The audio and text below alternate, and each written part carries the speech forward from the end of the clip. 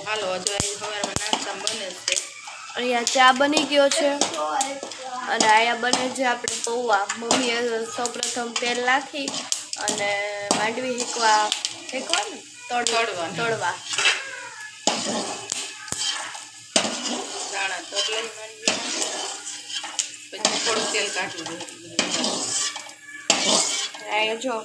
આદુ પેસ્ટ મરચાં ને આદુ બેને પેસ્ટ થઈ ગયો છે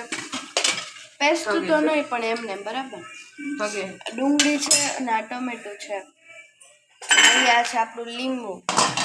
અહીંયા છે આપણી લીમડો ના બધું નાખવાનું છે અને આપણા તળાઈ ગયા છે માંડવીના દાણા મમ્મીએ તેલ કાઢી લીધું છે થોડું મનકા તું રાન દે ને ભાઈ આપણે જીરું જ નાખશું રાઈ નહીં નાખશું થોડીક હિંગ નાખી દઈશું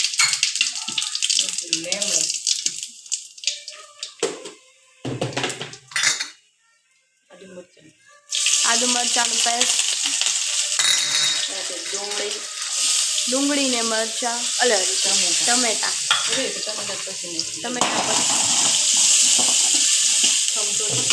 પછી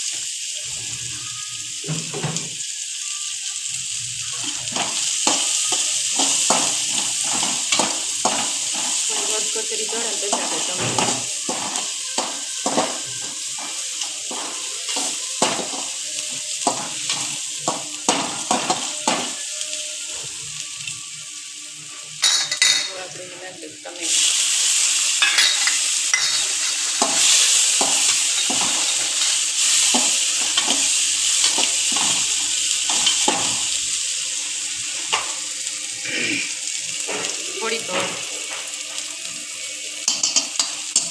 થોડી કમથી હળદર નાખી દઈશું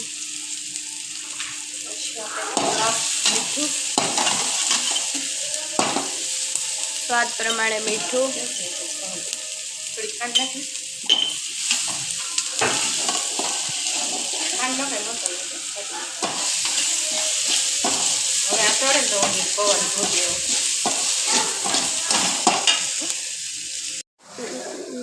બટેટા નાખતા જ નથી ખાલી બટેટા વગરના જ પૌવા ઉમેરવાના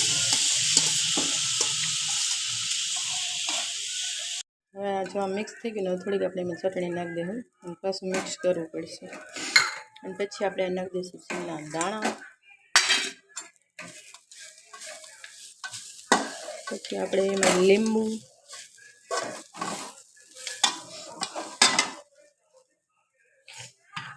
આપણે લીંબુ નાખી દઈશું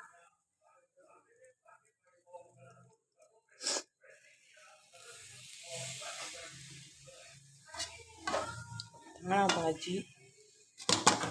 હાલો બંધ કરી દો થઈ ગયા છે તૈયાર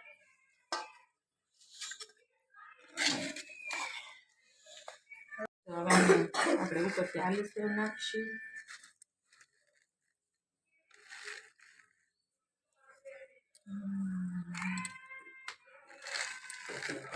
બહુ મસ્ત લાગે